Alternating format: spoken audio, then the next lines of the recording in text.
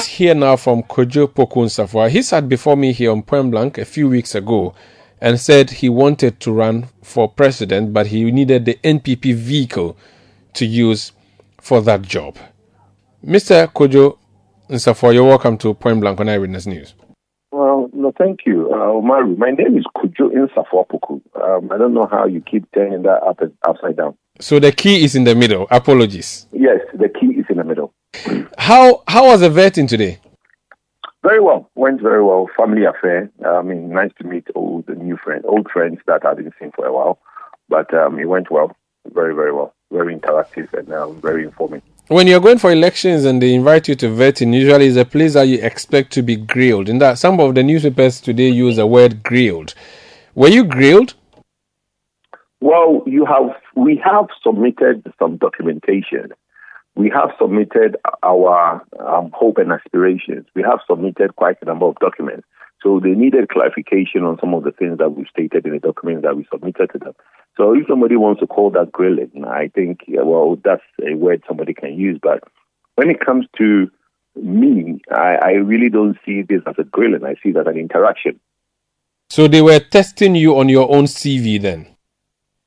Well, they were just basically asking questions based on information that we have submitted to them, yes. Was there anything that they asked you to go and return to furnish the committee with, or they were satisfied with your performance? Well, they were satisfied with my performance. I had a clap at the end of it. I was told that if there's anything, it will be communicated to me in due time. So that's how it was left. So what next? What next? We've been going around introducing ourselves to the delegates, disseminating our information, telling the people what we want to do to change the country and party.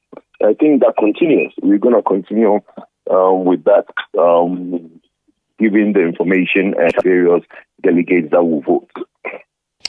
Now, what have you been telling NPP delegates? Because now you need to pass the hurdle of the first 900 before you go to the generality of the party. Do you, for instance, have the list of all the 900 people that you are supposed to be campaigning to now? Or how is the approach like? Well, I have been around all 16 regions. I have met about 85%, I won't say all, but about 85% of the delegates that will be voting in terms of regional executives and the constituency leadership. They form the majority. There are the MPs that I have met, some that I have not met all. But I'm confident that in the coming weeks, we would definitely be able to conclude that list from the 85% to get to close about 95%.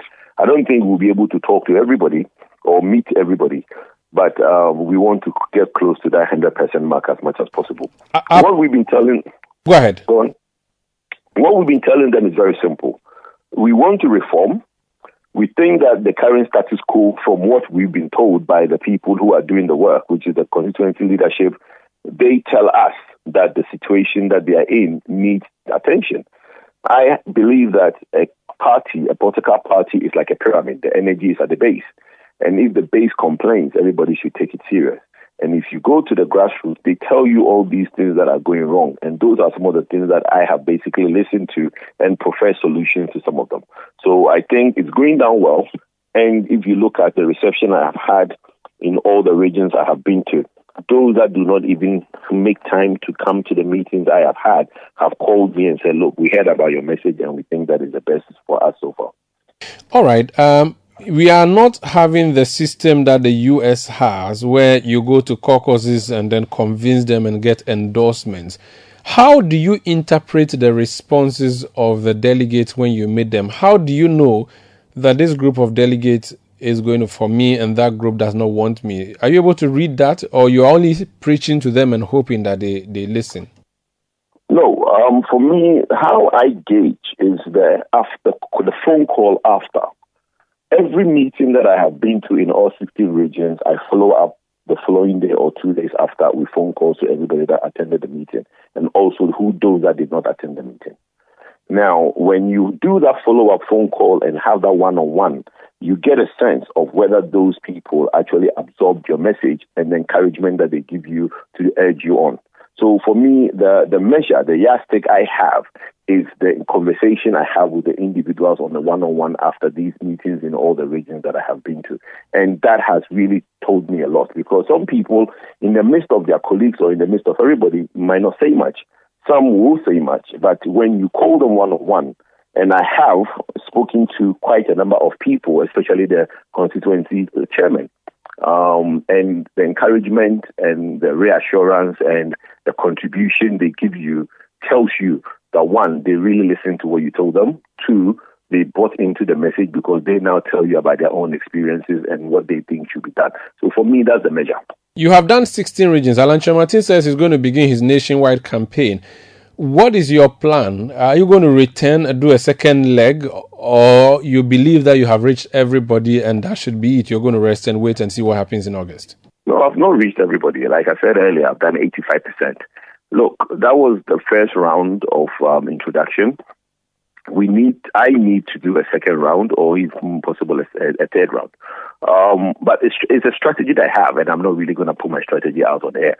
I have an internal strategy of those that I want to engage, those that I'm engaging, those that I have to physically go see them to basically engage further. I have a grouping that I have done within my team.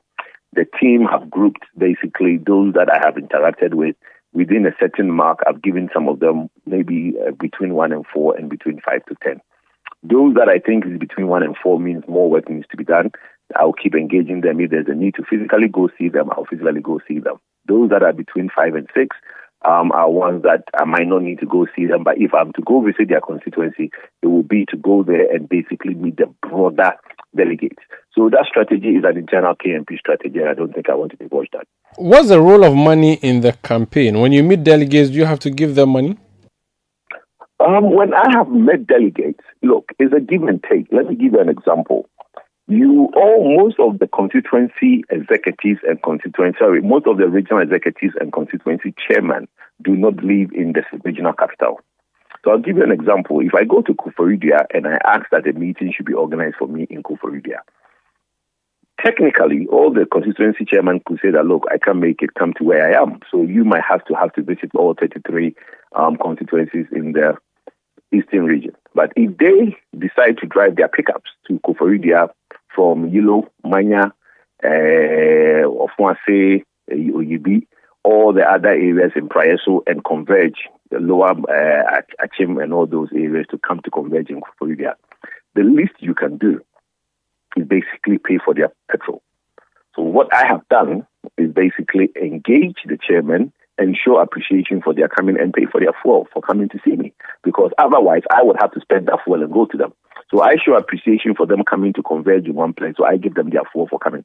I'm just curious, how much do you give them for fuel? I think it's not something I want to divulge, but basically we look at the distance they have traveled.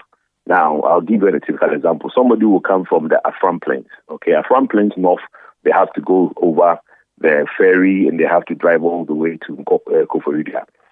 You cannot give that same person for fuel as the person who basically is probably in Koforidua, who just came to Koforidua for a meeting. So what we do, and what I do, is that I speak to the regional executives who know how far these chairmen have to travel, and some of the regional executives have to travel. When I went to the Northeast, there were regional executives that were in Accra that have to travel to Wale just because I was coming and they came to meet me. I coordinate with the regional secretary to find out these individual issues, and then we basically refund their fuel, as so to speak, or their transportation, so to speak. So that is what I do, but it is not something you give on a blanket. You basically look at where the person is coming from to basically know. Somebody is coming from Ofuase. You can't give the person from Ofuase the same as somebody who's coming from maybe Esujamai to Koforidua or something. So we look at the fares and then basically compensate accordingly. What you're doing in the English language can be called vote buying. You don't agree? Not at all. Why would it? If you give somebody fuel for coming to see you, why would you be buying the person's vote? Is there any such thing as vote buying? Let me even ask that. Why would you think something is vote buying? Because you're giving the person money. Hold on. No. Hold on. My brother, to buy a vote is to buy a conscience. Nobody can buy anybody's conscience. No amount of money can buy a conscience. You see, that word we use it loosely, vote buying. What is vote buying? Somebody is going to put their thumb on your, basically based on a contest. What you are trying to say is that you are basically buying a conscience. You can't buy conscience. When you give somebody money for fuel, for coming to see you, don't ever equate that to buying a conscience. Because if a constituency chairman drives his car and it costs him, let's say, 500 cedis in and out, you want that to be his cost? For coming to where you said there's going to be a meeting. He doesn't have to come to Koforidua. So he drives to Koforidua and his cost for in and out is 800 cedis. You think that it should be his cost or it should be your cost? The one who organized it. If the person is a die-hard party member, the person should pay for that to come and listen to all the leaders who are but that is not putting themselves up. It is not a party activity. It's not a party activity. It's a party activity. The party is looking for a candidate, and you have put yourselves up. The party supporter who believes that the party should progress should pay because the party pays dues. The party supporter pays dues. He should be able to pay for the transportation to come and listen to all the leaders and make a choice. He pays who? The constituency pays who? Sorry, say that again. I'm saying that the party executive pays dues already anyway, so he should be willing to pay. Yes, but the dues he pays doesn't come to the dues he pays go to the party. I'm just saying that he's been sacrificing already, so he should be able to sacrifice and come and listen to you. Let me ask you a simple question. Okay? I will not answer you, but you can ask. You are a let me ask you. You're a journalist of Citi News. You have your salary that you pay, but if you are to go on rounds using your own car, you claim the fuel from the company, won't you? I've already said I'm not answering, so proceed. That's fine. That's what I run multiple companies, and that's what everybody does. Everybody who is paid a salary, when they use their own car, not company car, to do errands, they claim the fuel from the company because the errands they're doing is errands that in otherwise you would have given them the car to do. So I don't see how you expect it is. Look, there are two meetings, and let me give you a typical example. When the regional executive committee, which includes the leadership of the constituency, they meet maybe once every 3 months. If you call the constituency chairman, you call the regional executive, you call the regional secretary or the regional chairman, and he says, we are meeting on this day, so you can come and meet us. That one, you are being invited to a regional executive committee meeting, which when they come, they are going to come there to discuss party matters anyway. So when you go, how they go there is not your problem. So nobody expects you to give anybody anything. Okay? But when you call the region and tell the region that, on this day, please call all the chairman and the regional executive to come and meet me, and you're saying that's a party activity, it's not. Why should they come and meet you? All right, thank you, and wish you all the best. We'll come back to you again in the course of your campaign to test the mood, and wish you all the best. No problem, my brother.